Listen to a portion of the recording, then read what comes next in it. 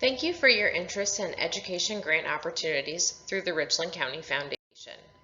My name is Sierra Marth. I am a Community Investment Officer with Richland County Foundation, and I will be guiding you through the information about education grant opportunities. Before we dive in, I'd like to review the history of Richland County Foundation for those who might not be familiar. We were established in 1945 by a group of community leaders who recognized the impact that a community foundation could have in Richland County.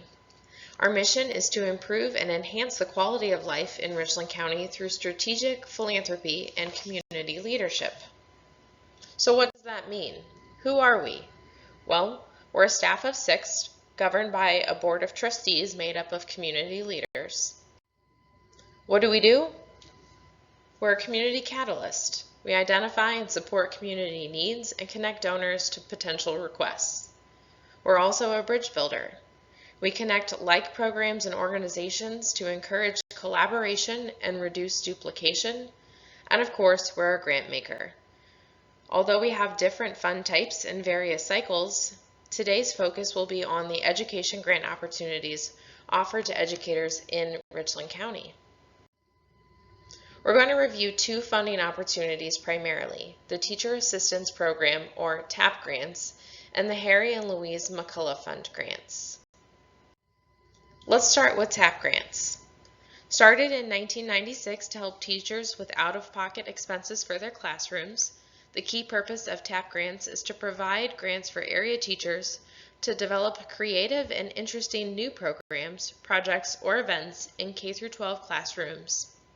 Grants are awarded to individual classroom teachers or small teams of classroom teachers, intended to foster educational innovation by funding creative ideas that are not supported by regular school budgets. The maximum grant amount is $1,500, and the deadline to apply is June 25th. The application can be accessed at our website, richlandcountyfoundation.org, and can be found under the Grant Forms menu. You should also find the application link included in this email. If you are awarded a grant, you will be required to submit a final report by June 1st of the next year. Final reports should include measurable outcomes demonstrating the effectiveness of the program. Once you have applied for a TAP grant, Richland County Foundation staff will review the application and reach out if there are any questions or further clarification is needed before presenting the applications to the committee. If your application is approved, you will be notified by email with approval and possible conditions. Additionally, your superintendent will be sent a grant contract to sign and return to Richland County Foundation. Once we have received the signed contract, we will issue the grant to the school. You should coordinate with your principal or treasurer to know how your school handles issuing the grant for your use. Be sure to keep track of your grant number. I recommend printing out a copy of your application for your records in addition to your school's records. You should also keep track of the conditions of the grant should there be any specific information issued by the awarding committee, and you should note the awarded amount. All of that information will be asked of you when you submit your final report. You should also track your expenses and the measurable data you intend to use as your benchmark. If for some reason you are unable to implement the program during the school year, you can request an extension for the following year. Otherwise, the grant fund should be returned to Richland County Foundation. Examples of previously awarded grant programs include Tower Gardens, Classroom Libraries, DNA Science Kits, RazKids Learning Software, and many others. There are some things that the TAP Grant Committee will not approve for funding. First, physical technology items are not approved for funding. This includes printers, cameras, Chromebooks, and similar technology items. Another example of a non-approved item or request are fidget items. Additionally, furniture is not an approved item. Furniture can include tables, chairs, bookshelves, etc. And lastly, rewards for classroom programs are not typically approved through the TAP grant program. This includes awards or rewards for PBIS programs. If you have any questions about programs that may or may not be approved for TAP grant funding, don't hesitate to reach out to myself or another RCF staff member. The McCullough Fund grants are another grant opportunity available to Richland County educators. McCullough grants will be available for the purpose of promoting writing, literature appreciation, music, and Ohio history through creative, innovative, and effective methods and programs. There is approximately $1,500 available for McCullough Fund grants. If you are interested in submitting a McCullough Fund grant, you should note that your request should incorporate all of, if not most of, the focus areas mentioned. The process for applying and review is the same as listed for the TAP grants, including the review process as well as the grant contracts and tracking. Now that we've reviewed the grant opportunities, let's dive into some helpful grant writing tips. Please understand that we never want the grant writing process to be difficult for you or daunting. We try to make our applications as simple as possible and only ask questions that are relative to you and to our tracking purposes. So first, I would recommend that you think about it. Know what you're asking for and how much it will cost everyone involved.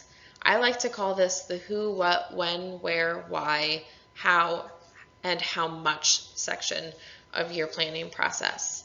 If you can answer all of those questions, you have a pretty good basis for starting your application.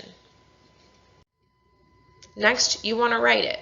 Do a rough draft or 2 or 3. Be clear and be concise. Provide the information that's needed without adding too much extra information that will bog down your application. Don't forget to read your application and have others read it. By rereading it yourself, you may find errors or missing information. By having someone who knows the details of your program read the application, they can help highlight areas that may need simplified or may need additional information. Lastly, an outsider can help you clarify the sections that may not be understandable to someone who's not in your profession. Of course, you can always ask me to read your application before you submit it as well. We're always happy to provide clarification and help you identify areas that might need strengthened. We encourage you to use the logic model approach to grant writing. This is a key grant writing tool in the industry and is helpful for planning and evaluation. It begins with identifying a situation to improve or to solve, and then shows logical relationships between the inputs, outputs, and the outcomes. Here's a schematic of what the logic model can look like. So it starts with your situation or your problem, and then it moves to your inputs. These are going to be your resources. This can be the human, financial, and physical resources that support your grant-funded project or program. These include grant funding, cash and or in-kind matching funds, staff and volunteer time, facilities, equipment, transportation, relationships with community partners, etc. Next are the outputs. These are the direct results of your program's implementation activities. These are concrete, quantifiable indicators of productivity. Next are your outcomes. These are the short, intermediate, and long-term benchmarks of your target population during and after the program of activities. You can also end with an impact or impact statement. So this is the change that is anticipated and the change that you saw as a result of your program. You can use the logic model to evaluate the program and begin again.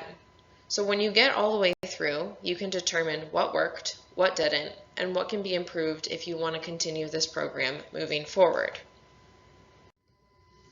A possible example of the logic model is that perhaps you want kids to test higher in reading or on some other subject. So your inputs are going to be your people, your time, your supplies, background checks, and any other resources, including funding that you might have. The outputs are going to be the implementation of your activities. So perhaps you offer tutoring, additional classes, provide activities to your students, and encourage parents to attend meetings to learn how they can help their children. Your outcomes are going to be your benchmarks. So what are the short-term, intermediate, and long-term goals? And then report those. And of course, your impact is what actually happened. So what were the results of your inputs, your outputs, and your outcomes, and how can you use that information to either redesign the program for the future, scrap it entirely, or build upon it? Thank you for taking the time to learn more about Richland County Foundation and our education grant opportunities. I look forward to receiving your grant applications, and don't hesitate to reach out if you have further questions.